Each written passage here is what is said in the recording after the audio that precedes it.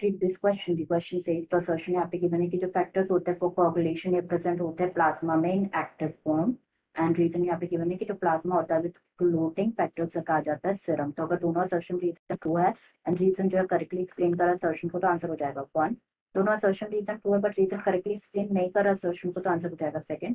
assertion true है but reason false है तो आंसर हो जाएगा 3rd, और दोनों assertion reason false है तो आंसर हो जाएगा हमारा 4th। तो सबसे पहले यहाँ पे बात करें अगर हम about key concept, तो जो की कॉन्सेप्ट इस क्वेश्चन में यूज किया गया है दैट इज प्लाज्मा।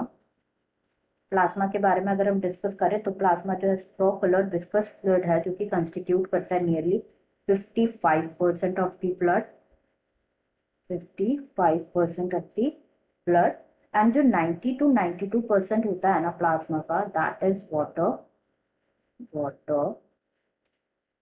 और जो प्रोटीन्स है वो कंट्रीब्यूट करते हैं 6 to 8% of it. 6 to 8% of it is protein. तो प्रोटीन जैसे कि फाइब्रिनोजन, ग्लोब्यूलिन एंड एल्ब्यूमिन ये मेजर प्रोटीन्स है, ठीक है। तो जो फाइब्रिनोजन है ना, फाइब्रिनोजन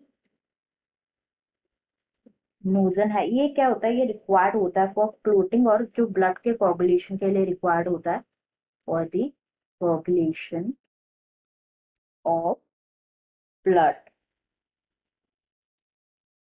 तो जो फैक्टर्स होते हैं ना for the coagulation of blood ये किस में प्रेजेंट होते हैं, ये प्लाज्मा में प्रेजेंट होते हैं, इन इनएक्टिव फॉर्म में प्रेजेंट होते हैं।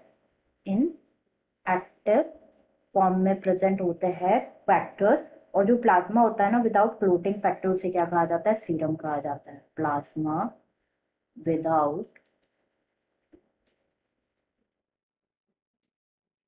क्लोटिंग फैक्टर उन्हें क्या कहा जाता है, सीरम कहा जाता है, ठीक है। स्टेटमेंट देखें अगर हम तो फर्स्ट के मैंने कि जो फैक्टर्स होते हैं फॉर कोगुलेशन वो प्रेजेंट होते हैं प्लाज्मा में इन एक्टिव फॉर्म में प्रेजेंट नहीं होते हैं, इन एक्टिव फॉर्म में प्रेजेंट होते हैं, तो ये स्टेटमेंट यहाँ पे फॉल्स हो जाएगा।